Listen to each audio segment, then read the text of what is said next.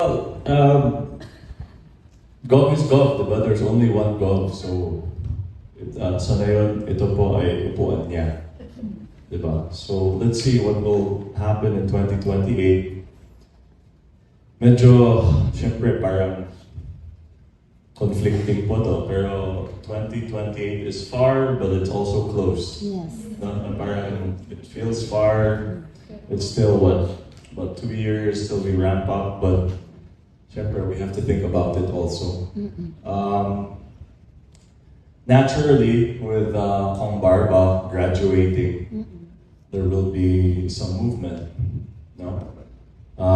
Siya lang yata ang graduate sa, sorry to say it, but top positions, no? Sa Ilocos Norte.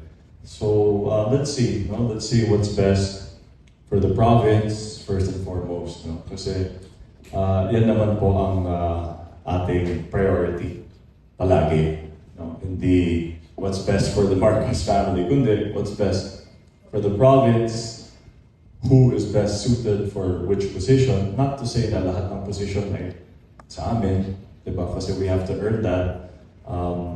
And I think, you know, baka nasa agenda yata po natin itong anti-dynasty bill. So sakto, i-address ko na. I think God will agree. I'm proud to say that we're one of the few provinces where a dynasty works. No? Look, dynasty has a parang masama pakinggan, di ba? Bad notion. But I'd like to think that over the years, sure, Marcos lang Marcos, but look at the results. No? I'm not saying we're perfect, but we've done well. I can say we've done well, and we've always put our people first. Siyempre, may mga kaguluhan, may mga away dito. But the Marcos family will never disagree or fight when it comes to the Ilocos Norte. This is our home base, and we really value it. And most importantly, our kakilian. So, di natin masabi, alam mo naman, palagi pag election, medyo last second naman din palagi, di ba? May mga maneuverings, but I hope not, no? I'd like to think na medyo tapos na yun. Gone are the days kung may mga substitution or away or nego, no? I think God is from siguro the previous generation, sorry to say.